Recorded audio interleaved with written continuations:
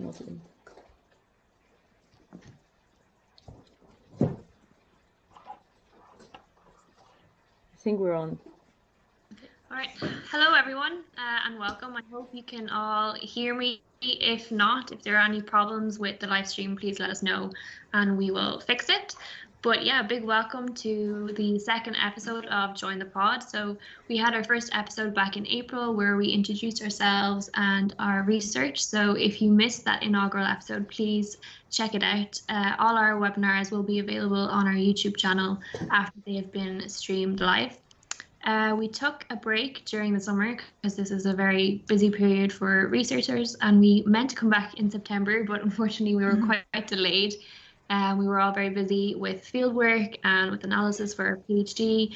So, but we're back now. We were determined to get another webinar in before the end of the year, and we are very excited for today's talks, all about using drones in cetacean research. And so since it's been a while since you last heard from us, I just want to give you a quick recap on who we are, what we are doing, and what we want to achieve with these webinars. So Cynthia, Morgan, Fiona here, and myself, Maria, we are all PhD students at the MIT, and we are working under the supervision of Dr. Joan O'Brien. So we all are working on marine mammals, and we are using visual and acoustic techniques. We are very passionate about how this research can be practically applied for the conservation of these species. And so we started these webinars to connect with other researchers, and because we think that research should be available to everyone that is interested in this. And so during the recent years, there has been a significant increase in the use of drones on marine mammal research and monitoring studies. And today we will have fantastic examples of the use of drones for cetaceans research. So we are very excited to introduce our speakers. So we'll pass you on to Cynthia now. Yeah, thanks, girl. Wait, oh, the screen is a bit small again. That's okay. Yeah, so very excited today. And before we jump into anything, we all really want to thank our wonderful speakers, Karin, Sean, and Tom. So today with us, it's great because it's all about drones, but it's all different species and it's all different research focuses. So a very good panel there for you guys to get to know more about drone research for marine mammals. So first off, we're gonna have Karin Hartman. Karin graduated with a PhD from the University of the Azores back in 2015, during which she focused on the social ecology of Risso's dolphins of Pico Island, so still in the Azores. But her print on cetacean research started way back as she founded Nova Atlantis in 2002, a foundation that is based on Pico Island and focuses on the conservation of coastal and pelagic waters of the Azores. And the resident Risso's dolphins are a key species for the behavioral and ecological studies that they carry out. Next up, we will have Sean O'Callaghan. Sean is a sperm whale lover, like me, and Sean graduated in 2020 with a master's degree from the Galway-Mayo Institute of Technology in Ireland. And as part of his degree, Sean had a wonderful adventure in northern Norway, during which he basically focused on measuring sperm whales for his thesis with the Norwegian Sperm Whale Research Project and Whale to Sea. And finally, another cold country guy, we have Tom with us, Tom Grove. He's also a PhD student and he works with the University of Edinburgh. Tom is carrying out research also with drones in gorgeous Iceland, and he on the other hand focuses on humpback whales, and he uses drones to sample blows, which he then uses to examine stress levels. Tom is also the co-founder of WhaleWise, a young research group dedicated to marine conservation in Iceland. So without further ado, I think I'm going to just start with the presentation. So bear in mind that we will screen one presentation, like the presentations back to back, and we'll come back at the end for a Q&A session So you can throw out your questions in the chat box on YouTube directly, and we'll monitor them and we'll ask the speakers to answer them at the end. Okay, so without further ado, we'll start with Karin's talk entitled Continuous Focal Group Follows Operated by a Drone Enable Analysis of the Relation Between Sociality and Position in a Group of Male Rhesus Dolphins. Hello everybody, I'm Karin Hartman. I'm a researcher with the Atlantis Foundation and we work with cetaceans in the Azores, Portugal. I'm very interested in the social structure of cetaceans and therefore my PhD project focused on the social ecology of Risso's dolphins. Today I'm going to talk about a particular detail of our study for which we developed a special method using a drone. And in this study we focused on a group of male Risso's dolphins. Now, to get you into the subject of male groups and associations, let's start with some examples that we all recognize in our own species, where male individuals work together for different motives. In other mammals, all sorts of male associations exist, from flexible alliances to harem structures to solitary living. In general, long-term male collaboration is rare in cetaceans, but one confirmed exception are male bottlenose dolphins, who maintain complex and long-lasting relationships mainly to get access to females. And I believe that Risso's dolphins are a promising species to deepen our understanding of male associations. Rissos are comparable in body and brain size to bottlenose dolphin species, but they are driven by their cephalopod diet. And therefore they forage and live in deep waters, for which specific diving skills and other adaptations are required. Also, they maintain a unique social structure. Adult males form long-term and fairly large groups that may remain stable for decades, while females cluster in stable nurseries when having or nursing calves, and the subadults hang out in more weakly associated bachelor groups. And here the future male pods are formed. Collaborating males are also competitors for reproduction. So if they remain stable over years, we wonder how they stay friends. And this inspired us to dig deeper into the intra-group association patterns, which is the objective of this study. Our study takes place off Pico Island in the central group of the Azores in Portugal. And here we have conducted dedicated surveys since 2000. The volcanic islands of the Azores rise from the ocean floor, and thanks to the steep marine walls, upwelling of food-rich waters from the deep sea is taking place close to shore. And here the normally pelagic Risso's dolphin can be found relatively close to land. We detect animals from our land-based lookout and go to the ocean when we have dolphins in sight, controlling them in the meantime from land. We cover around 500 square kilometers and work in the field from May till September. At sea, we identify individuals using standard photo ID techniques, taking advantage of the unique scarification patterns visible on the dorsal fin in this species. And at present, around 1,250 individuals have been identified. From this group, around 250 dolphins are deemed to be resident in our study area.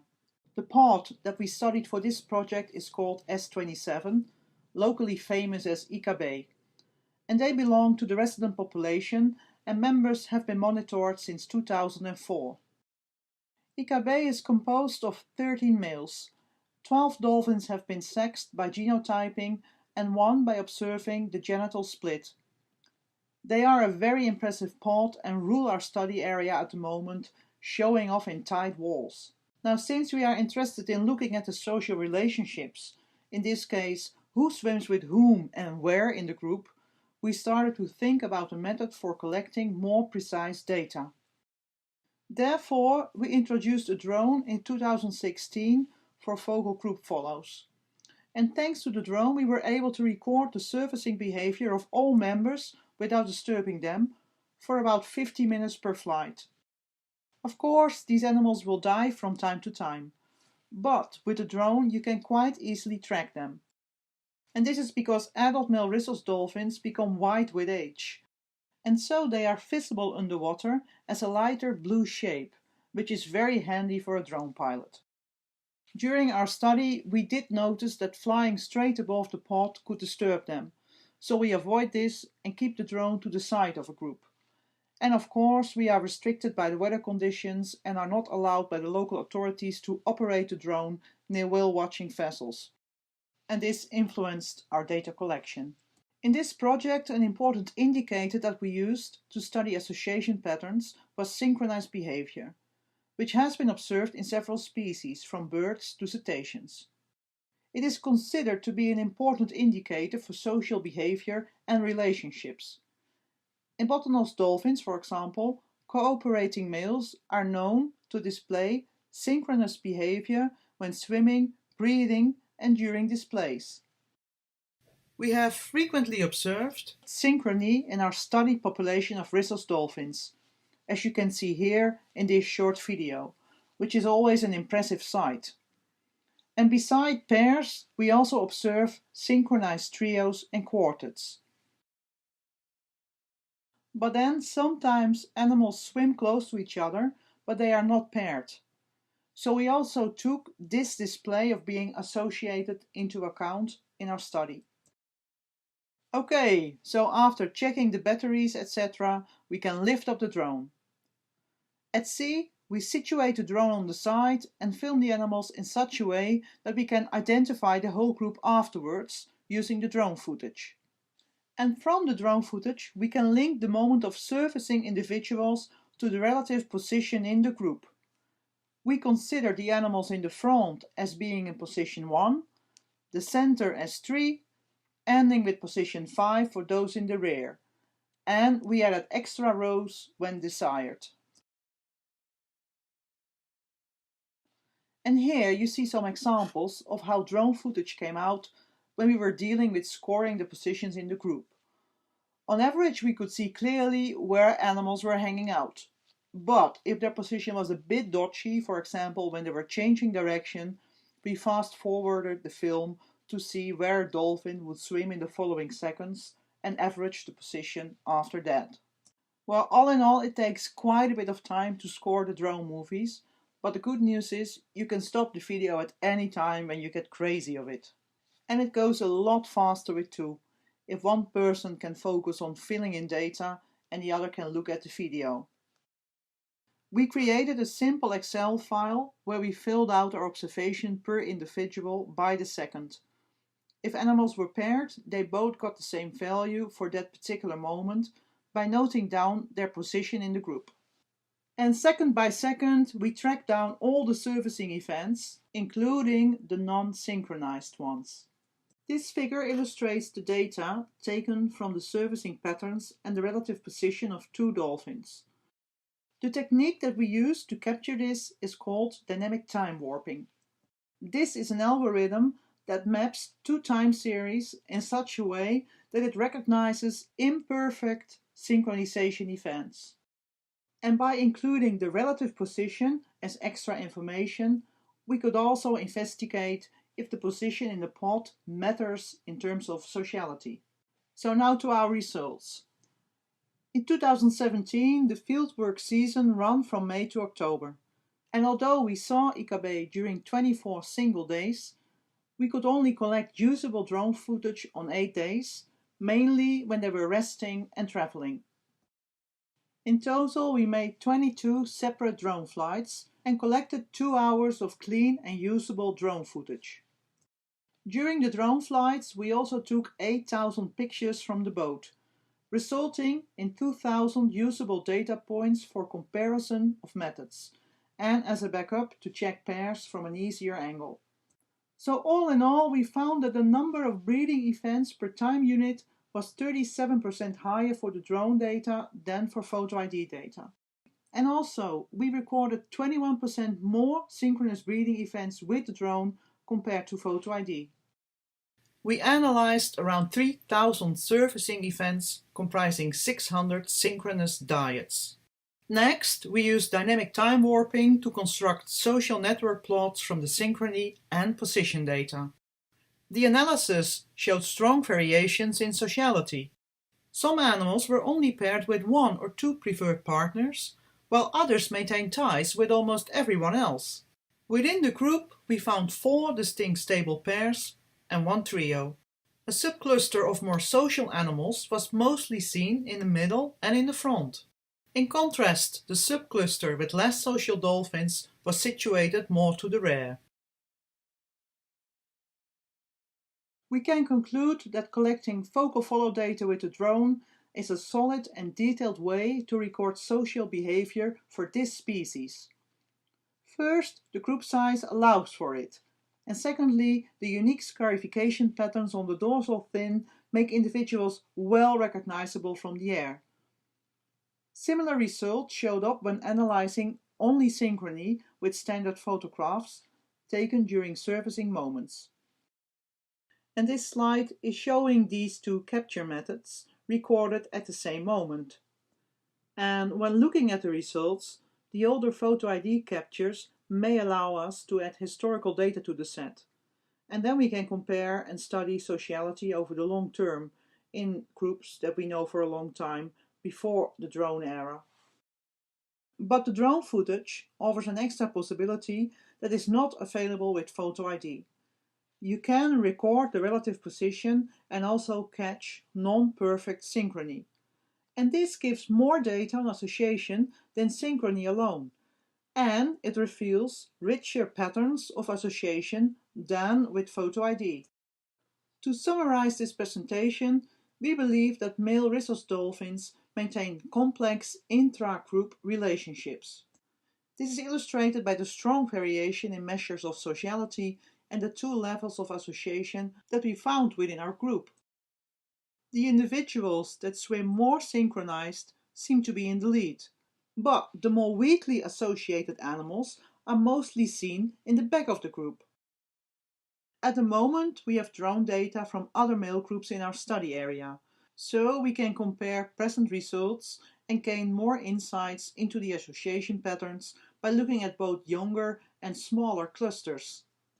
And although it can be difficult to work with the drone from a small boat, we are very excited about the drone as a tool to study social relationships in cetaceans. Now, if you want to read more, please find this study in Frontiers of Marine Science, and there's also a nice video abstract to watch. And if any of you listening are interested to work with us, please contact us and we're happy to discuss ideas and possible internships. Last, I would like to thank a bunch of people listed on the slide and everybody who has been listening to me. And I would like to thank especially the Join the Pod crew for giving us this platform to present our work. Wishing you all the best. Thank you very much. Bye bye.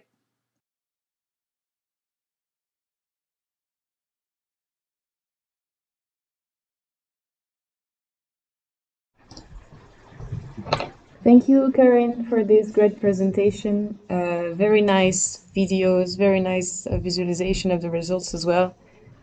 And I can confirm to everyone that, yeah, you should definitely check out the video on the website. It's very good. And so if you want more information, you should definitely check it. I think it's really amazing, the kind of detailed behavioral information you can retrieve from the footage. And I suppose it's also more reliable that compared to the traditional focal follow we can do from the boats, because of course the disturbance is like minimized. So I can see we already have one question in the chat, but we'll keep it for the end. We're going to continue with the presentations. If you have more questions for Karin, really don't hesitate to continue posting them in the chat box. But without further ado, we're going to jump on to Sean's presentation. Will tell us all about how he uses drones to measure sperm whales from the air. Enjoy! Hello, my name is Sean O'Callaghan, and today I'm going to present on the scale of the whale, measuring sperm whales in northern Norway. So sperm whales are living leviathans.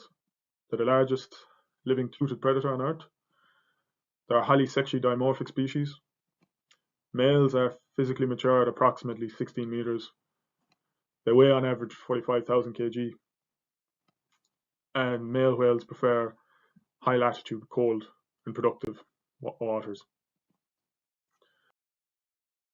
So a key element of this presentation is measuring whales, as the title suggests. So how do you actually measure a whale? And it's quite straightforward, especially when the whale is washed up and stranded, like in this case. So in this particular example, you could use a scale. As you can see, there's somebody lying next to the whale, and you get an idea of how big the animal is. But the best way to do it is with a measuring tape. And I was lucky to have brought a measuring tape for this animal. So what you do is you take straight line distance between the tip of the head to the tail notch in the tail fluke. So the point where the vertebrae grow right until to the end of the whale and where they stop. And you do this because if you measure the whale from the front of the head all the way to the fluke tips, then you're going to get a misrepresentation of the animal, because sometimes those tail fluke tips are a little bit longer than the actual end of the vertebral column, and that can differ depending on the animals and their different growth rates. Plus, you might lose the end of the tail fluke, and oftentimes from injuries, if the whale has been run over by a boat in a ship strike, the fluke could be damaged. Or in the whaling times, the tail fluke used to be cut off in a diagonal way at the tips, so that it would make them more streamlined when they were being dragged back to shore to be harvested. So the best way of doing it is in a standardized way, and that's this straight line distance. There is an exception to this rule that you use on all whales, dolphins, and porpoises, and that's for sperm whales. So in a sperm whale, they have a specialized organ called the spermaceti organ, and that sits on top of the skull, and this takes up approximately 1/3 of the animal's total length. So when the whale is actively hunting, it's using echolocation clicks, and these clicks are produced from the phonic lips on the left side of the head at the blowhole, and they travel back to the crest of the skull. And once they hit the skull, which is almost like a satellite dish shape, it's used to shoot the sound out through the junk part of the spermaceti organ, which goes straight out through the front of the head. And the acoustic interval produced during this moment is called the interpulse interval. So you're able to see when first the sound is made at the front of the animal's head, and then once it is passed out through the animal's head. So you get an idea of how big that distance is between the start point and the finish point of the sound. And from this, you can use equations to estimate the total length of the animal just by using the sound. And that can give you a total length of the actual whale, which is super useful for sperm whales in particular, because you're often limited with the amount of time you have to see the animal. And using acoustic methods, you can actually measure the animals at night, and you're not impacted by bad conditions and other things that would affect the physical measurements that you take through other techniques. So the alternative to using the IPI, or the interpulse interval, on sperm whales is using photogrammetry. So in the past, there's been two options. The first one being the distance between the blowhole to the dorsal fin. And you can see here, it takes up a considerable portion of the animal when it's at the surface. And when you do this, you can use equations just like the IPI from whaling times to be able to equate the actual entire length of the animal from this position. You can also use photogrammetry by measuring the width between the tail fluke tips when the whale dives. So this distance is also quite useful to estimate the total length of the animal. And both of these techniques, they're called photogrammetry, but it's just measuring the animal in different ways. And photogrammetry is essentially the study of measuring animals using images or videos. And in more recent times, sort of since the 1980s or so, there's another form of photogrammetry which is called aerial photogrammetry, and we'll return back to that now shortly enough. So why do measurements matter? Well, in the case of whales, dolphins, and porpoises, you can use them to monitor growth rates of individual animals. You can get an insight into the age dynamics of species. You can estimate the nutritional health of animals, so their body condition, how skinny or fat the animals are, which is quite important for monitoring populations. You can get a gauge of pregnancy rates, which is a crucial element of monitoring populations. And also, it gives you an overall gauge of the population size stock structure, which is very important to know how the population is faring in or increasingly changing oceans. So you can get information on whale measurements from two main sources involving dead animals.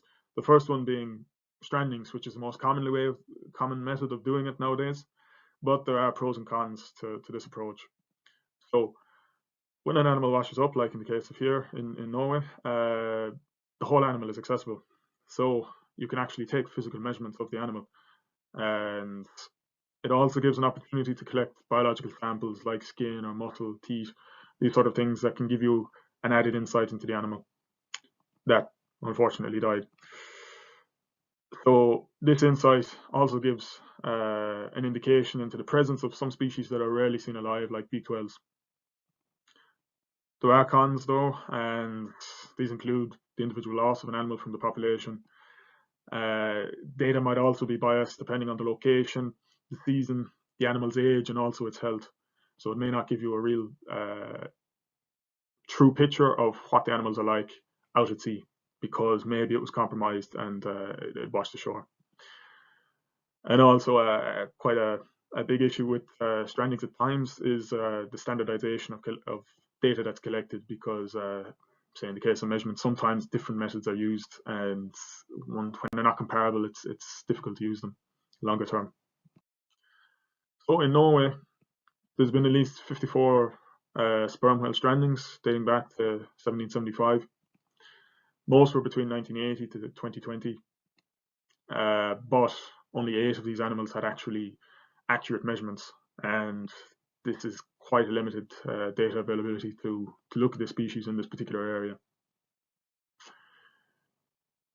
So the other alternative to collecting measurement data comes from whaling, and sperm whales were prized for the spermaceti oil in the spermaceti organ, so they were particularly targeted during commercial whaling.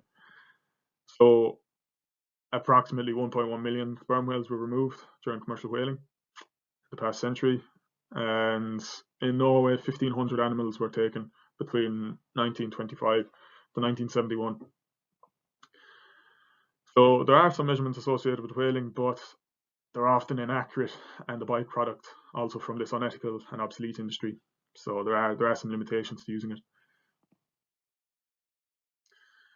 So in light of there being limited data availability on the measurements, on physical measurements taken from sperm whales, and there is some limited studies on the actual size of the whales using measurement estimate techniques like photogrammetry and IPI in the past in northern Norway. We wanted to see what was the modern size structure of the animals, and we did this for my master's thesis. So I was quite lucky to be able to go to northern Norway in March of 2020 and work with Whale to Sea, or Sea Safari Andanas, to be able to go to sea and fly a drone over whales to use aerial photogrammetry to estimate how big they are currently. So when we arrived, it was March. It was the 10th of March. So it was just 2 days before Norway went into a full lockdown for COVID-19, the first lockdown of the pandemic in Europe. And obviously it was a uncertain and quite a tricky time to go there, but I just about got there, which was great. And it was still sort of winter time, so there was a lot of snow, and the weather was quite poor, which was our main concern, because we couldn't actually go to sea when some restrictions eased. So we had to wait some time to actually go out and see some animals. So I arrived to Andenes, which is in Andøya Island, and it's the capital of sperm whale watching in Norway. And it's quite easy to see why, and with the diagram on the right, where we can see that the Bleik Canyon is quite close to land, and in this area that sperm whales have been seen and watched by the whale watching industry since 1987. So it's a known area for whales that return and come to feed. So that's why we went on this.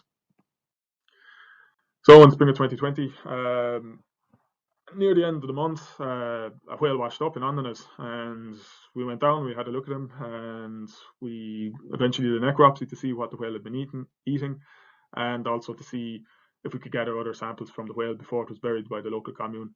And it was an interesting insight to actually see a whale, and it was my first one in Norway, so he was an interesting case. But a couple of weeks later, another whale washed up further down the coast at Blake, and it was a slightly larger whale and in a fresh condition also. And we went down and we had a look at the whale. Once it stranded on the rocks in a better position, we eventually did a necropsy and we got an insight into the animal and took samples and investigated its diet, which was good. It was a good outcome from the sad loss of this animal. But then a couple of days later, another whale washed up, and it was closer to Andenes then again.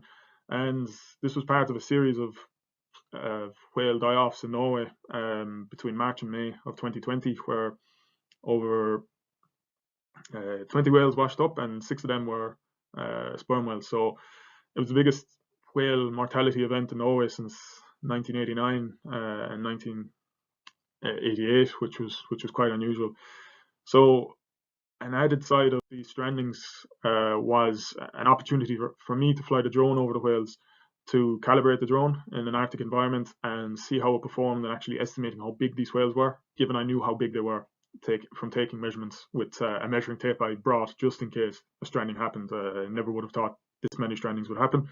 So it was quite useful for me for the photogrammetry project to see these 3 different whales, starting from left to right. It's the first one on Andenes, which was 13.1 meters, and then we went across to the smaller whale, which was 12.2 meters. So when we did get to go out to sea, we sort of had a protocol in place. So firstly we wanted to find the whales. We didn't want to go out to sea and not see anything. So we would have a look when we could from the 45-meter high Andenes lighthouse when it was above sea level, and we used big eye binoculars to scan out towards the Blythe Canyon to see if there were any whales at the surface. After we did that, we would go to sea, and while out on the boat, we would use a directional hydrophone to try and pinpoint where the feeding whales were when they were still underwater, and then sort of ascertain where the whale would come up so that we were ready to go there with the boat, and then ultimately go and launch the drone when we were quite close to the whale. So some of the days when we were at sea were quite interesting. So with the sea, as you can see here, it could be sometimes bumpy, and when it was like this, it was more difficult to turn on the drone and fly it in a safe way, which was the absolute paramount issue when flying at sea. You have to do it in a safe way, otherwise it's not worth the risk. So we did it when the drone was happy and it was in a safe time to do it. If the waves were a bit up and down like this, it does affect your health a bit, but we didn't have any issues, and if there was a risk, we didn't set it off. So once we set the drone up, we went to work with measuring the whale and taking photos.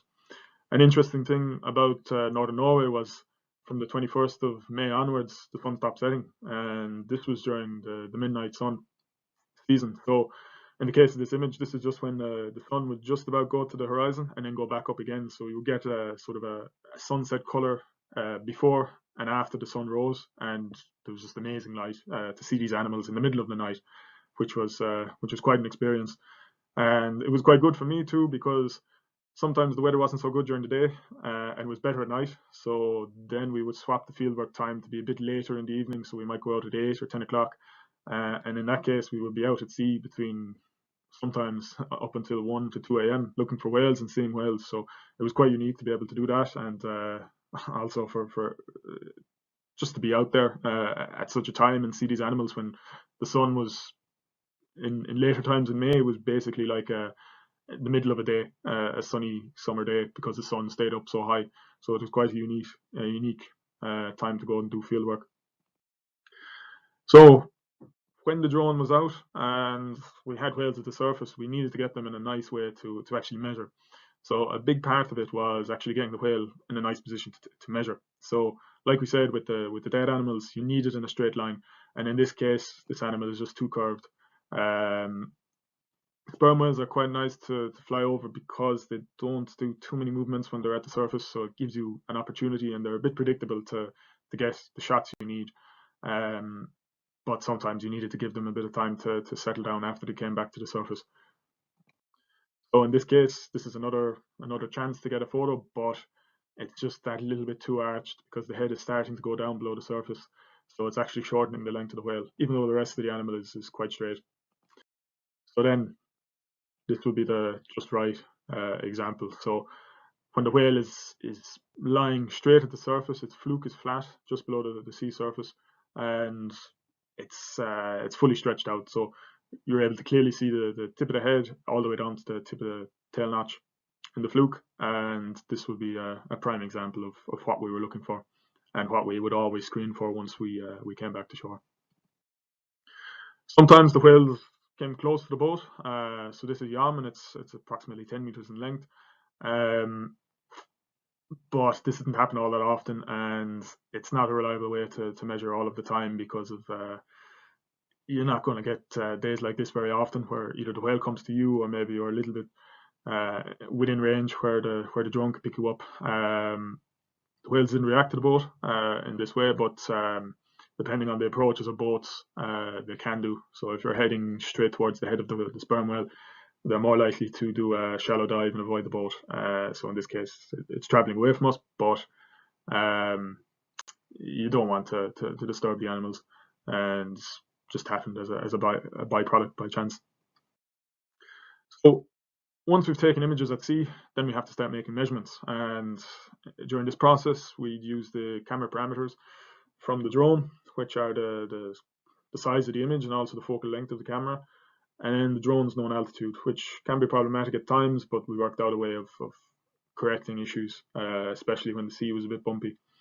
And then using the open source software Argo J, I was able to produce total length estimates of the whales. So while flying over the whales, we also got an interesting insight into some of their behaviors. And in this case, this is a spy hopping whale, which was having a look at the boat. We saw some spy hops a few days, and one day the whale went to sleep where it spy hopped, and then it sank. So it was quite tricky to find with the drone, and I eventually lost it. So it was interesting to see it, but it didn't give much chance to take measurable photos. Also, this particular whale was quite interesting with the scars on its side, and it looks like propeller marks from possibly a ship strike, the way they're evenly spaced. And with the drone, because you can see the whole whale, we wouldn't be worried about missing anything on either side of the animal, because we get the whole picture of the whale. If we were on the left side of the whale on the boat, we probably wouldn't have seen these markings. So it was interesting to see. And also, we got to see two whales coming together throughout the whole process of them finding each other and then coming together, which was quite unique. Male whales are thought to be sort of solitary, and they don't really spend so much time around each other when they're at higher latitudes. But in recent years, they've been found to actually be much more sociable than was thought, and previous work in Norway indicated this in the past, in the early 2000s, but more recently in Japan, it's found that the males have long-term social interactions with each other, much like the females at lower latitudes. But it's just we don't have a full picture of how these interactions happen, because it's much harder to go to sea in the north, and the conditions aren't so nice sometimes when you're at sea. So it was nice to see these two whales come together. So I had some preliminary results from the study. The length estimates that were produced from the photogrammetry came within the same size range that we had for the stranded whales, which were between 12.2 meters to 14.6 meters. So it was nice to be able to see it be in line with the whales that we had actually washed up on the island. But it just sort of validated the use of the photogrammetry too. We had some resighted whales over the fieldwork season too, and they displayed a low coefficient of variation of about 2%, which indicated that the estimates were quite accurate, which I was very happy with. there was some work involved in that. But these results indicate that the whales off Andenes in the spring and summer weren't fully mature, at least when we were doing fieldwork, and which was interesting. And it was a bit disappointing for the guys up in the company whale to see, because they expected the 19-meter whales and really, really big males. But while we were there was no massive animal.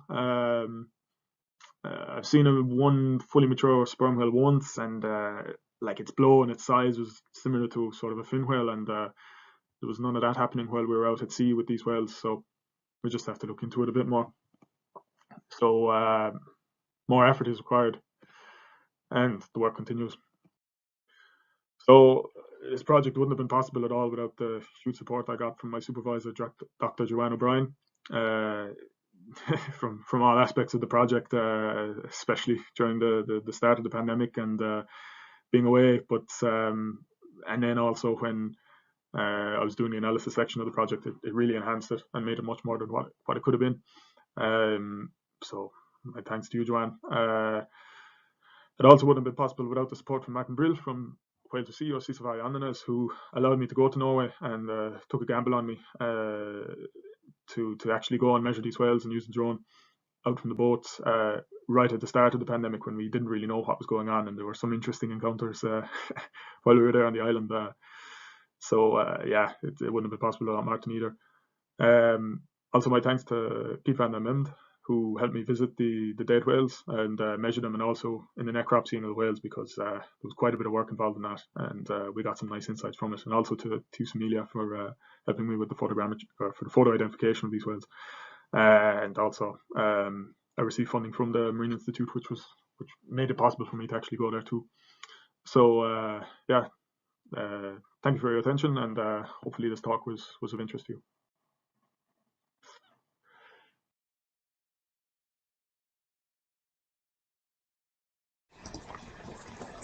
Thanks, Sean. That was another really cool presentation. I think you got us all very jealous with your amazing pictures. Totally. I have to say that the midnight sun, looking for whales in Norway, sounds like a very good way to spend your time. So maybe next time you go, tell us, we might join. Yeah. But other than this, no, it was very, very interesting. It's true, we tend to forget a bit how morphological measurements are very important for population ecology studies, but they're very hard to get on animals this size, even more when they're in the water. And obviously you prefer to have them alive than stranded. So the drone techniques looks like very, very promising, and it's really nice that you were able to get results from Norway. I don't know, maybe one day we'll have Cynthia giving us a complimentary talk on how she uses IPIs. It would be nice to have other inputs. But no, it was very interesting. Thank you very much, Sean, for that. Yeah, you can continue again asking questions in the chat. I think we have a few. And on this, we'll continue with Tom's presentation, which is the last for today, but not the least. And he'll tell us how he uses drone to fly through humpback whales' blows and take samples. Hi everyone, my name's Tom, and I'll be giving a short talk about the use of drones to collect blow samples for steroid hormone analysis. Now, the people I've listed here are the main contributors to the project, but there are so many more people who've helped, contributed in different ways, and I intend to mostly thank them throughout this talk as well. Now, I'm going to keep the structure of this talk pretty simple and split it into 3 parts. For most of the talk, I'm going to explain why we chose blow sampling and how we developed the method. Then at the end, I'll give a quick taster of how we're applying the method we have so far. Now, I should be clear from the beginning that this blow sampling story for us has not been as clear-cut as this talk is going to make it seem. Method development took far longer than we thought. I certainly made plenty of mistakes along the way. I didn't plan it out in the best way at the beginning, and we've also had some strokes of good luck. Now, I'm a PhD student at the University of Edinburgh. I've actually just started my 4th year, which is terrifying and hugely concerning. I'm supervised by Dr. Leanne Henry within the Changing Oceans group at the university, and my thesis is titled Assessing the Potential Impacts of Whale Watching Activities on Humpback Whales in Skjolvangi Bay. Now, this is the study site, Skjolvangi Bay in the north of Iceland. The town of Husavik is on the eastern side of the bay, and is actually known as the whale watching capital of Europe. It has a large-scale whale watching industry with up to 50 tours a day, and humpbacks are the main target species, hence the PhD. I gotta say, whenever I mention Husavik and Skjolvangi Bay, I feel compelled to mention this amazing Eurovision film, which you should all watch, called Story of the Fire Saga. It's absolutely amazing. Anyway, this work is totally reliant on collaboration. I'm with Edinburgh, but in Iceland, I actually work closely with the University of Iceland's research centre in Husavik. And I also co-run a small research and education organisation called WhaleWise, which was born out of this whale watching research. I should also say at this point that the whale watching companies themselves have been crucial in making this work happen, so I have to give them credit where credit's due. Now, I first thought of this project back in 2018 with the aim of conducting an impact assessment to guide policy, and I started reading as much as I could on whale watching impact studies. Most papers focus on behavioural responses. Others looked at cumulative exposure and then long-term bioenergetic impacts. Yet others looked at acoustics and habitat suitability. But one thing was clearly missing from these studies, and that was, do whales exhibit a physiological stress response to whale watching boats? There was scant discussion about this, and since stress can impact individual fitness, we wanted to assess this. So we focused on steroid hormones, particularly cortisol, as a standard proxy for stress. So this particular question became, can we measure short-term changes in stress-related steroid hormones, such as cortisol, in free-ranging whales? So the first thing we needed to do was choose a sample type. Now, the sample type needs to be readily collectible, preferably non-invasive. Steroid concentrations should reflect circulating concentrations and be able to respond within hours, so that maybe we can look at individual encounters. And so we considered sample types previously used for hormone measurement. Now, blood will be absolutely perfect, as steroid hormones are circulating levels. Also, captive studies suggest that steroid levels correlate with perceived stress in cetaceans. But obviously, when you're talking about a large whale, it's simply not possible to collect blood. Now, you could also consider baleen and earplugs. Steroid hormones are deposited regularly, acting as a chronology for that animal's life history, and this has been shown to correlate with life history stage and even the prevalence of weight as a stressor in the environment. However, you can only look at this variation over the scale of years with these samples, and it also requires a dead whale, which isn't ideal. So, what about blubber or adipose tissue? This can be collected from live whales with a biopsy gun, and blubber samples abound in hormones whose levels can reflect life history stage. However, this is invasive, and blubber steroids only change over a matter of weeks and months. How about feces? These can be collected non-invasively, and this has actually been used to demonstrate that vessel traffic may increase physiological stress. However, our humpbacks rarely defecate at the surface in Iceland. Feces can be hard to find, and steroids and feces still don't respond within our timescale, not within the few hours that we want. So there is another sample type, and you may have guessed it from the title of this talk. It's blow. Now, whale blow, I think, is amazing. It consists of three parts. First, you've got the airway surface lining inside the lungs. Second, you've got you have vaporized seawater. And third, you have condensed atmospheric water. Now, the first blow sample was collected nearly 20 years ago, and in some ways, it's an ideal sample to collect. Whales blow every day. It can be collected non-invasively, so non-invasively, in fact, that CITES actually considers them as environmental samples, which makes international transport a bit easier. We know that blow has numerous biomolecules, DNA, proteins, amino acids, steroid hormones, urea, other metabolites. And we know from captive studies that variation in the levels of some steroids in blow reflects variation in circulating levels over time and between individuals.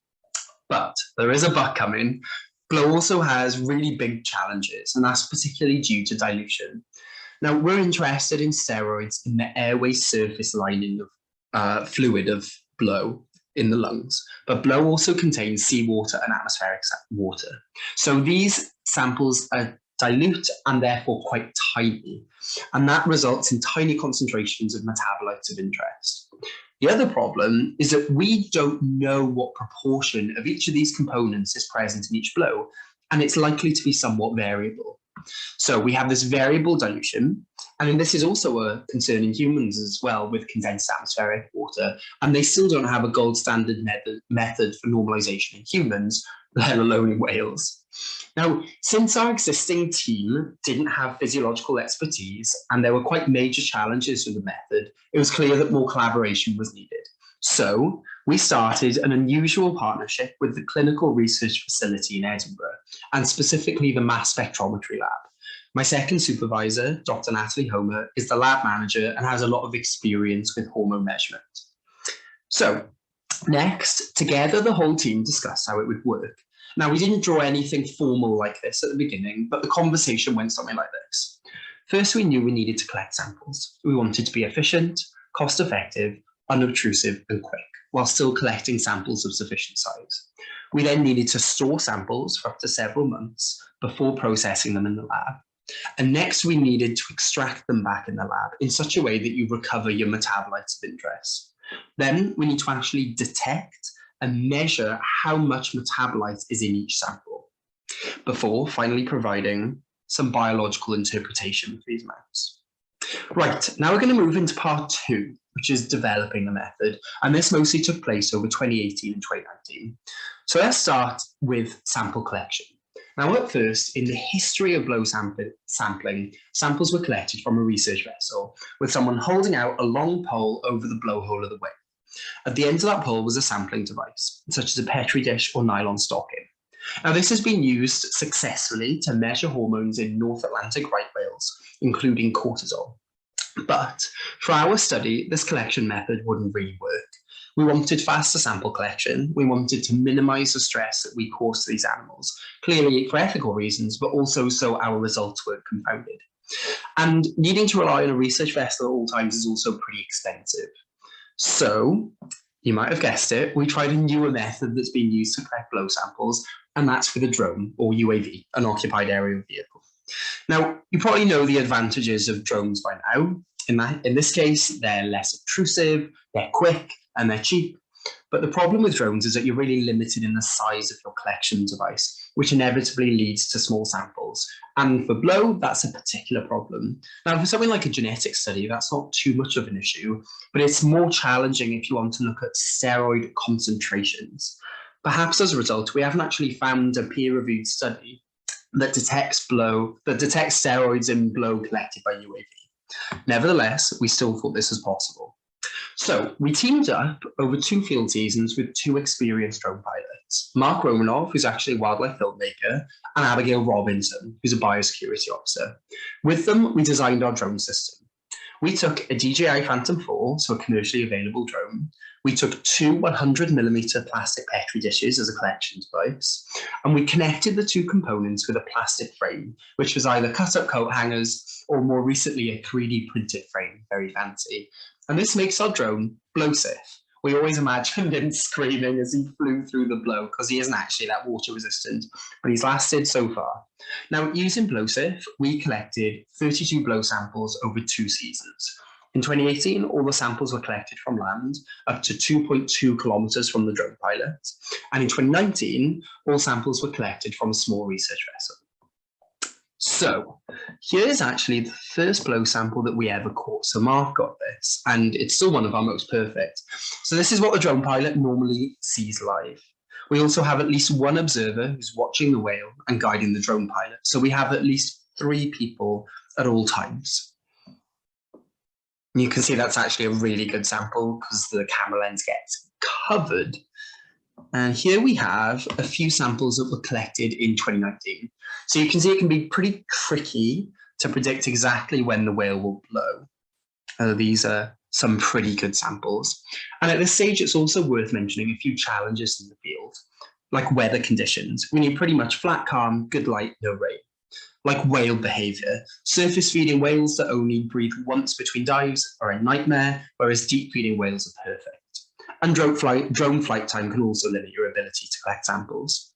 Now, this doesn't cover the hundreds of mini challenges. I'm sure people flying drones will be familiar with that, including keeping drone batteries warm, keeping petri dishes sterile, your own energy levels, keeping samples cool, and many others. So after collecting samples, we stored them at -20 until we transport them to Edinburgh, frantically throwing ice over the container while on a plane to keep them as cool as possible. And now, finally, we've made it with our precious samples to the lab so we can measure steroid hormone levels. So next, we needed to develop a very simple procedure to extract samples from petri dishes with a basic ethanol water wash. And now we're ready to look for hormones. And we looked for hormones with liquid chromatography mass spectrometry. Now, if anyone's interested, I can provide technical details later. In 2018, our initial steroid of interest was cortisol. Now, the results from mass spec are chromatograms. Now, these red asterisks show where we would expect to see a peak for a particular compound. And here you can compare chromatograms for a good sample with cortisol and a seawater sample without cortisol. Basically, you don't see a peak in the graph. Now, we came up with set criteria for detection, simply confirming the presence of the hormone, and quantification, so being able to measure its concentration. And in total, we detected cortisol in 11 out of 14 samples. The level was quantifiable in 6 out of 14. And to give you an idea of just the tiny sample size, tiny sample volume challenge we've got, the average mass per sample was 9.4 picograms of cortisol. That's absolutely tiny. A picogram is 1,000th of a nanogram, so it's absolutely tiny. So we had some success with cortisol, but we knew that cortisol was never going to be our sole focus, especially because we needed some sample normalizer to account for variable dilution.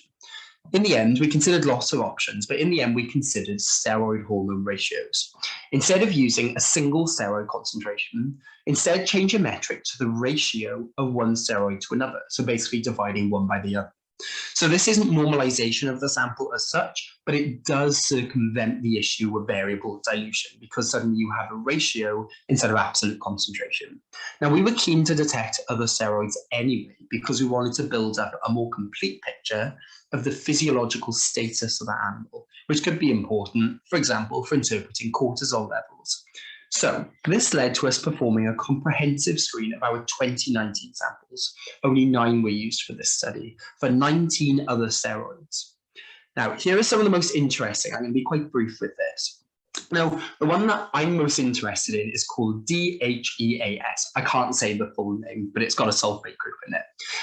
Now, DHEAS has been found to relate to stress in many human studies. And actually, in some clinical studies, the ratio of cortisol to DHEAS has been used as a stress indicator in humans. This was detected in 5 out of 9 of these samples. Next is cortisone. So this is the inactive form of cortisol, and it would make an ideal ratio for looking at stress. Unfortunately, cortisone was only found in 1 sample. Finally, testosterone and progesterone were detected in every sample, which is really interesting. And obviously, incorporating sex-related steroids or sexual steroids into our analyses in the future will be really interesting. Although progesterone was also detected in seawater, which kind of makes interpretation of our blow samples very challenging. It's not ideal at all. Now, you will have noticed that detection rates here are far from perfect. So here are a few improvements that we could make to the method. We could collect more than 1 blow per sample. If the drone's up in the air and the whale is still breathing at the surface, that could really improve sample quality. We could also collect more ancillary information about these whales, as well as blow sampling. For example, we hope to eventually take an aerial image of each whale using the drone to measure body condition. This will obviously be crucial in interpreting steroid levels. We could also think about making our samples more concentrated before feeding them into the mass spectrometry system. And finally, we might make some changes to the actual LC-MS method to improve sensitivity. Now, that's all the method development that we've done so far. Obviously, we can go much further for interpreting steroid levels and for actually refining the method to improve detection. And we definitely have a way to go in terms of biological validation and improving detection rates. It's far from perfect. But incorporating the improvements I've just mentioned to improve cortisol detection in particular, we did want to apply this existing method within the scope of my PhD. So we went back out into the field in 2021, and I'm going to give you a quick taster of what we did. Now, this is the brilliant field team: Cineva, Flo, me, Alyssa, Amelie, and Jess. And our plan was to collect blow samples from different areas in North Iceland with different levels of whale watching activity and to compare normalized cortisol levels. When possible, we also wanted to collect samples from the same whale before and after specific whale watching encounters. And here, briefly, is what we did.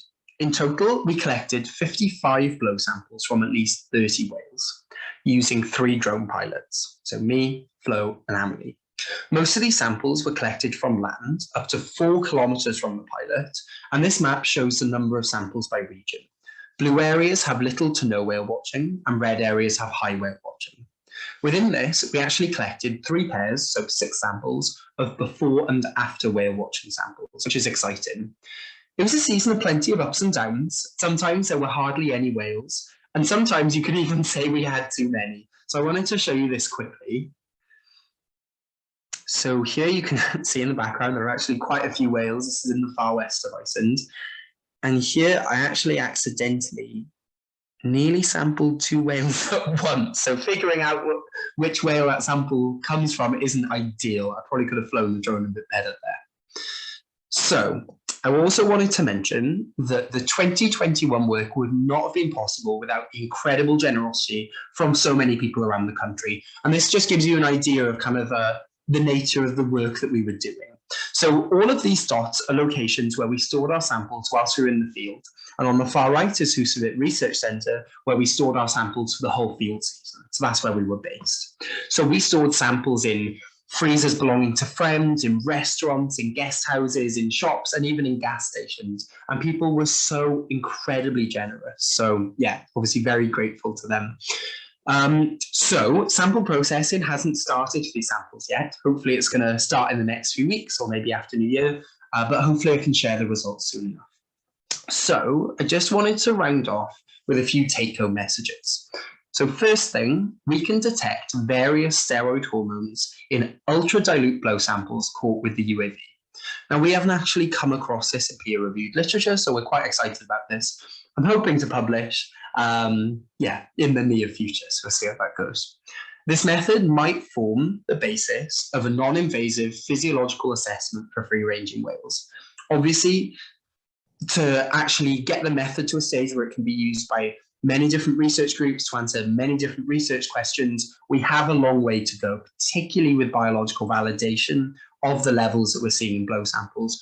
But we're also encouraged by what we've seen so far. And then finally, just as a message for everyone, embrace unusual collaborations. That's what this project is completely founded on. And it's gone well for us so far. So I just wanted to thank you guys for listening. And I look forward to answering your questions. And I'd love to acknowledge all the people who've contributed. Now, this barely covers everyone who's contributed to this, but the WhaleWise team has been incredible. The mass spectrometry core in Edinburgh, Joe and Trisha, you guys have been a massive help. For sample storage, particularly for this year, Judith, Eric, Olaf, Teresa, Ivar, hotels, cafes, they've been so helpful. And yeah, I wanted to thank you guys for listening. So thank you very much, and feel free to ask any questions. And here's my email at the bottom as well, if you wanted to drop me a message after. Cool. Bye.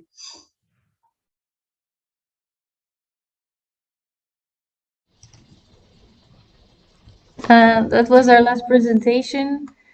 Really great. If I may say, embrace collaboration anyway. So no, I like that.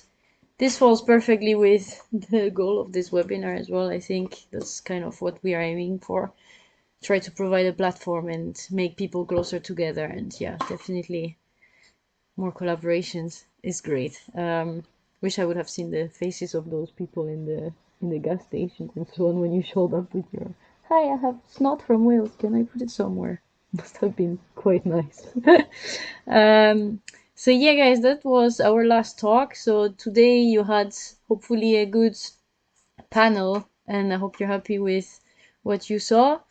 It was great to see that drones, which are quite innovative still, can be used for so many different techniques, and like behavioral data collection, morphological measurements, and even physiological studies. So it's really great and so exciting as well to see that, I don't know, such innovative and motivated people around, and it's really great. So thank you all, guys. Maybe you can come back to the meeting. Yeah, great. I think we have one missing. Okay, wait. Karin is not back yet. Maybe she will in a bit. Karin's not back yet. But maybe we can start shooting. Ah, there she is. Okay. Cool. So yeah, first of all, thank you all. It was great to have you, and I'm sure everybody was really happy to hear about your research, and we are for sure. And it's really exciting and it's really motivating as well. It's really nice. So maybe we can jump in a bit with questions. Yeah, we have a question that was asked during Karin's presentation, but then I think it can be extended to all of you guys. It's like people were kind of interested into what kind of drones you were using. Does it impact maybe what the results are going to be or not? Can you say something about this? Who wants to go first? Which drone? Yeah, sure. For me anyway, I used a Phantom 4 Pro, and for me, I like it because it has the legs on the underside of the drone, so it's easier to catch than with the Mavics. Just out of the box, you can adapt to the Mavics, but for me, I prefer the Phantom, and it's quite reliable too. Cool. Yeah, for us, the same Phantom 4 for everything, either the Pro or the Advanced. And we actually moved to the Pro at the end because it has a much better range than the Advanced that we have. And yeah, I think I'd agree with Sean about having the legs as well. Especially for us, sometimes we work on quite a small research boat. We're either on land or from a small research boat.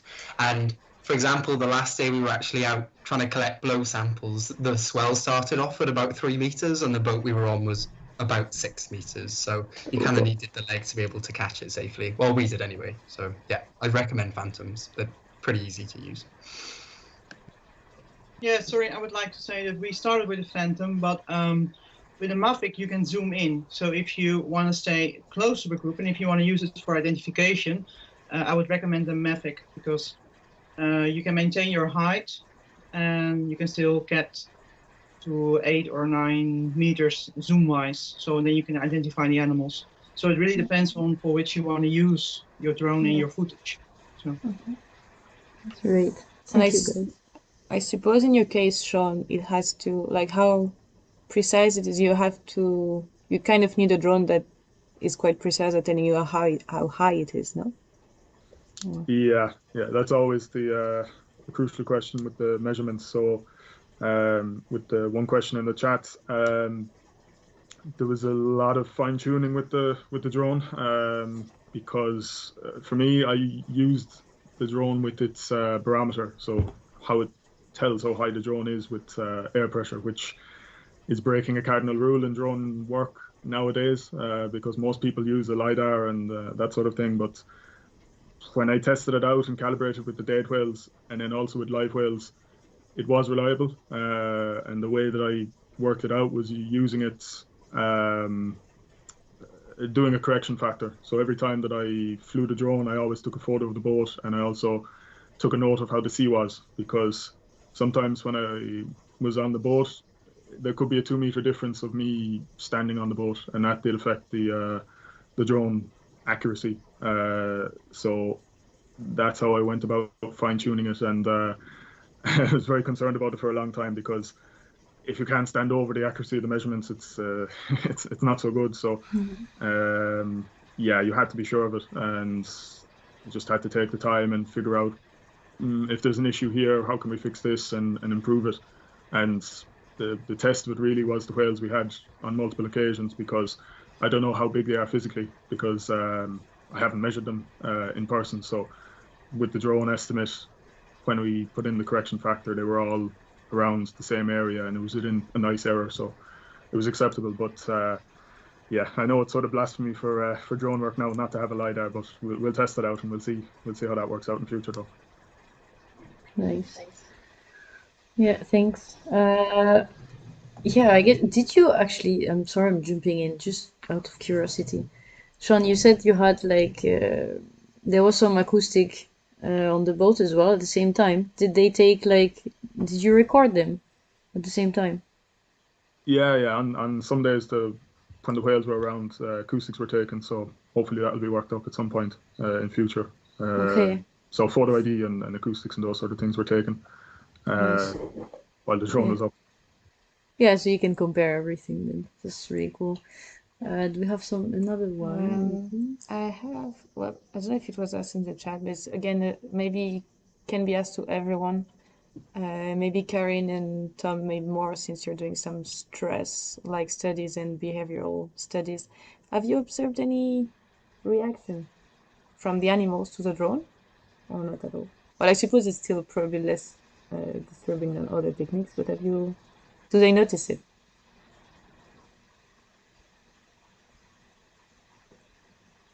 I don't know who goes first, but yeah, I noticed some. They don't. Risso's dolphin don't like it when you fly straight above them, especially the younger animals and females and calves. The males are pretty okay, but the younger animals, they do respond if you're getting too close. But we of course avoid. So at the moment it's totally fine. We stay at a distance and they're not bothered at all. That's nice. And for us, yeah, we did actually have a few reactions, which was, well, not surprising, but I guess a little bit surprising because that kind of goes against some of the literature existing on drone impacts and large whales. But certainly for the humpbacks we had in Iceland, yeah, we did have a few reactions. So we were using the phantoms for two things. So one was for aerial imagery, where you just, go above the whale, just like for Sean's. And then we were using it for the blow sampling. Interestingly for us, because kind of, I guess, similar to Norway, the water's kind of fairly murky in Iceland, so you really need to kind of wait until the humpback is really nicely at the surface. Sometimes you'd hang over them for a few breaths with the aerial imagery drone, and we actually noticed stronger reactions for that than for the blow sampling. So a few times with the aerial imagery, they kind of do what's called essing, so they'd sort of like swish around a bit at the surface, you'd see a bit of splashing, and they weren't doing that before, and they did that when the drone went over, so it was quite a clear response. We had that once this year from the blow sampling drone, a clear response, but that was it. We actually had more responses from aerial imagery, which we were, a little bit surprised about, so we're trying to figure out why that is, but yeah, we did have some responses, which is kind of something that maybe isn't talked about enough with drone research, because obviously it's seen as less obtrusive than, say, vessel-based research, which I think in some cases it definitely is, but yeah, you still have to be very careful. And someone just asked in the chat if, Sean, did you also see a response from the sperm whales or not? No, I didn't notice any major response. The main response with the whales was really the direction that the boat approached them at, and because there was no whale watching boats out during the lockdown, it seemed like they were a bit more spooked, they were a bit more curious of the boats at times, so they were sort of spy hopping more often, and the boat was more of an issue. There was only 2 cases where the drone might have been a bit lower than normal, and even then the sperm whale didn't react. And in the literature, it seems like they don't, but again, it's an area that has to be looked at because everyone is flying over animals now, and some animals might have more subtle disturbances than others. It doesn't mean that they're not being disturbed. Of course, yeah, it's good to keep in mind.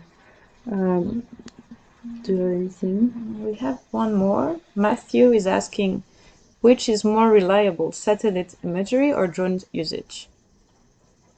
I suppose it's for the length measurement and the morphometric. True, I guess. I haven't heard of satellite images being used to measure animals in like fine detail, but there has been some work in the Mediterranean for like big animals like fin whales, but it hasn't really been used in a mainstay way. It's usually the drone is used for measuring, and satellite is good for like detection, and the quality of the satellite images now is ridiculous, so it could become more mainstream as it gets more developed, but we have to see. We just have one more coming in. I think it's for everyone as well. Have you ever encountered other drones flying in your area?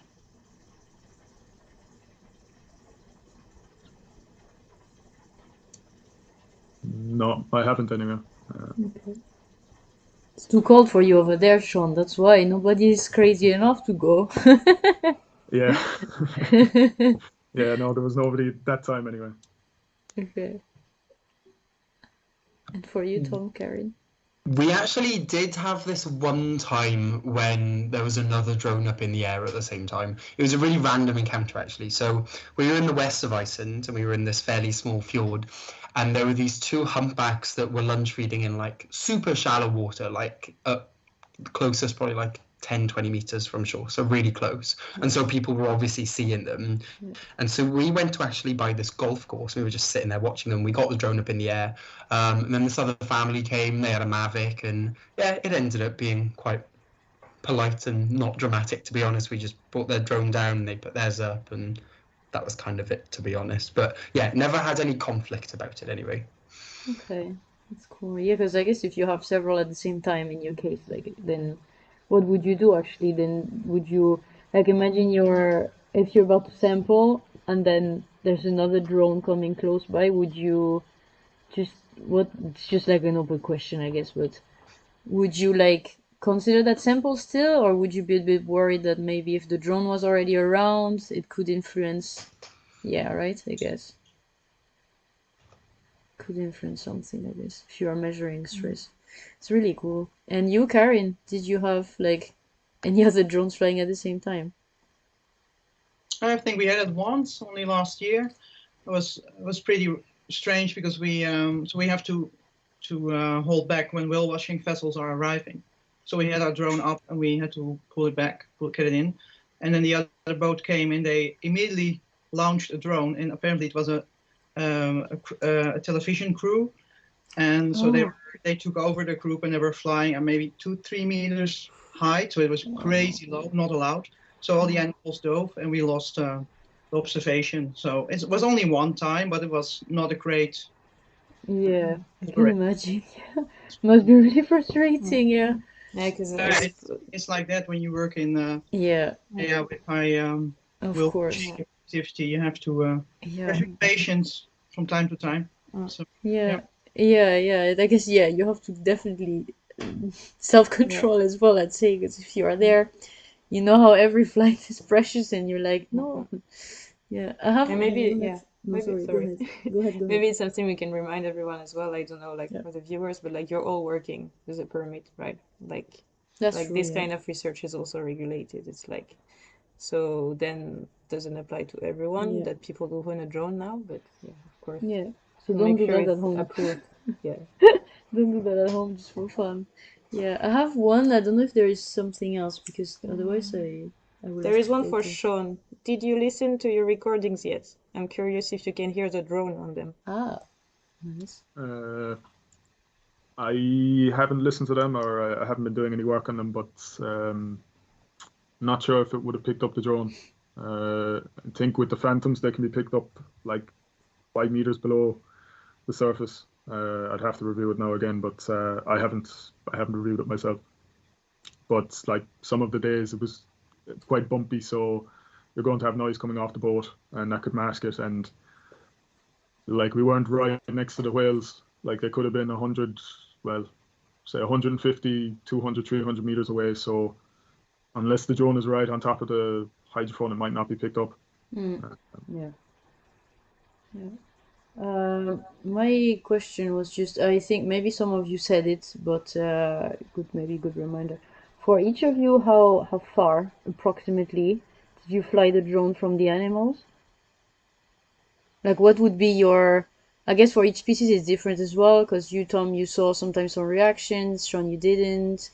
So how, like, I guess from species to species it differs, the distance that you would, but what, in your personal experience, maybe, like, what would you recommend to be a safe distance, not to disturb them from what you've seen and what you've heard, given it's, like, I mean, it's your study species, so you will know better. Yeah, for me, I usually put it around 25 meters and keep it at that, and it doesn't seem to impact on the whales. You can go higher, but like for the measurements, it's good to keep it at a steady altitude or a steady height during the duration of the flight. So that's where I keep it. Okay. For us, well, for the aerial imagery stuff, we kept it about 20 meters above, and usually that was okay, but we did have a couple of reactions, especially at the beginning. For blow sampling, we obviously were fairly close to them. We got to about 2 meters, and the whale usually about 2 meters above the blowhole when you went over them. But obviously then it's important you don't stop, that you do just fly over them and make sure you're not right above the whale. I guess kind of related to that, I'd say that when it comes to distance, it's not just about how high you are, but whether you're directly over it or not. I guess this is something that Karin talked about a bit, and I'm sure she can talk more about it, but kind of staying aside from the whale, even if maybe your height isn't that great, staying to the side of the whale can often be even more important or as important for reducing disturbance. And we noticed that a couple of times. Okay. Yeah, so indeed we stay on the side of the animals, but we have another objective because we want to film the dorsal fins. And I think we regularly are at 30 meters away from the group, and then 25 meters or 20 meters height. And then we use the zoom lens, the Mavic. And the Mavic is also way more silent than the Phantom, but I agree the Phantom is really nice for catching. And the Mavic is more of a challenge, but well, people get used to it, and of course, I saw the swell on your on one of the slides, and I thought, okay, this is a swell we wouldn't use the Mavic because forget it, it's suicide. Yeah. So you need a nice flat sea, and then you can do whatever you like. And I mean, in terms of catching your material, but yeah, we stay quite at a distance. But with the zoom lens, it's actually fantastic because you still have your valuable close by data, but you don't disturb them, so it's really good. Yeah, sounds really, it's much a good trade-off, like very good. On the matter of catching the drones, someone just asked, has anyone lost a drone? Almost several times, but not yet. Good. Okay, not okay. Cross fingers. Any funny accident? Well, funny accident, maybe. Well, if it didn't crash, that's fine, but yeah, like, I don't know, like, maybe a funny anecdote, like, did you once, like, almost fall overboard trying to grab it, or did you, like, hit somebody with the drone when you were trying to grab it, or, I guess it's really hard, like, I've been on boats where they deploy drones, like, I'm not flying them, so I don't know, but yeah, it looks really, really tricky. Usually you tell the people to move away from the person who's grabbing, but I guess if you are on small ribs, it gets more challenging. So anything that you have to tell us with that? I suppose the first day I flew a drone in Ireland, I turned off the return to home feature, or at least I thought I did, and I was launching it from a boat and it was fine. We got loads of humpbacks. It was super nice. It was an amazing day. Loads of humpbacks. And then I was bringing it back, and the dreaded return home in 10 seconds came up, and I thought it was disabled. And I said, no, I don't want to go home.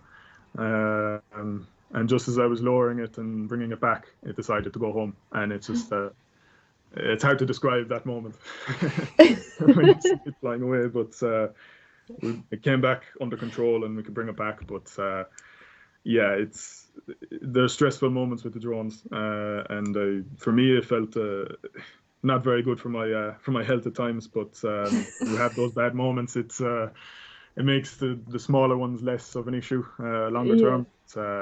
Yeah, a lot of stress comes with it, because if you mess up, and either you mess up and you like, for me, I don't want to hurt somebody else if they're around. It's fine. Like, if I mess up, I'm going to damage myself, but like, that's the two main priorities. And then after, like, if the drone goes in the sea, it's a big loss as well. So yeah, it's one of those weird ones. It's sort of like deploying acoustic equipment. You know, that's what I was about to say. Yeah. So, definitely. Yeah. Maybe, Tom, you could do a study on stress levels in drone pilots. That's a good nice documentary. Definitely, yeah. Yeah, that'll be a fun I bet they are much higher. Yeah, and I think you'd get the same straight after you dropped a hydrophone overboard as well. Morgan could say a few things. Well, the worst is when you go back at sea to try to find them again. Like, the few days you're looking for the hydrophone is a bit stressful. Yeah, very stressful as well. But we love research, that's why we do it, right? That's true. What about you, Tom and Karin? Yeah, we haven't really had any particularly close calls, to be honest. I mean, the main concern is when you're coming back with low battery. So when you're sort of like, you're just coming over land and it's at like 12%, and maybe you start like running down the field or something because you're worried it's going to do some crazy return to home stuff. But yeah, no, it's mostly been fine. I'd probably say actually the closest call we had, I wasn't flying the drone at this time. It was actually Amelie, not that it mattered who was flying it, but it was our Phantom 4 Pro. Her name was Ariel, and she was very temperamental, and she'd always been temperamental. She'd sort of like float up and down without telling her to do anything. She's kind of a bit weird. And then this one time they were flying her over the water, and she basically just shot up into the air like hundreds of meters, like as fast as you could possibly fly a drone, and they basically couldn't control. And then she shot back down, and luckily didn't go into the water at all, but she was just having fun. And so we managed to get her back in the end, really lucky. I think by some also good boat driving as well. Luckily we were on a boat as opposed to on land, so we could kind of maneuver around a bit more. But then a factory reset led to Ariel behaving very well. And so originally she was our aerial imagery drone, but we were so satisfied with her behavior by the end of the season that then we used her for blow sampling because she had a much better range. Nice. And you, Karin, anything weird and scary? Yeah, well, a similar story comparable to Sean's story. So after that, that the drone decided to go home 3 miles away from us, somewhere in the middle of the Atlantic Ocean, we always stop flying at 40%. So we bring her back with 40% battery on the charge, because we cannot take the risk that she decides to fly to Antarctica or whatever. Yeah. And so you really need some time to get it in because of swell, because of course. Whatever crazy stuff popping up. I think last year we had a student who out of nowhere grabbed the drone with 2 hands. So she was with her hand in the drone. Was also not nice, but only once. And she luckily only had 2 little cuts. But I had a heart attack and I was all day shaking and not happy. And I think this is about it. Yeah, so one time go home at the ocean and one time almost lost a couple of fingers. So. That sounds great. Oh my God. Well, okay, it's nice for 90% of the time, and sometimes there is a tricky, whatever, strange rain, clouds suddenly, so you have to get her back soon, quick, fast, and then if it has to be fast, then it's always not the greatest. Yeah, so to avoid that, I would say bring her home before your battery is at 30%. Sounds like a good advice. Yeah, actually, both of you said her. Yeah. Are they all females for you? It's Ariane, not Ariel. No. No, it's not it's gender neutral, my drone. Okay. For you, Tom. Yeah, her. We actually ended up having a girl drone was Ariel, boy drone was Blowsurf. That was our first ever blow sampling drone, and then a gender neutral one, Jamie, which was also cool. Blow sampling. So yeah. Nice. And you, Sean, well, you had the one from Ian, no? Yeah, Ian had it named Puffin, so of course. It's Puffin.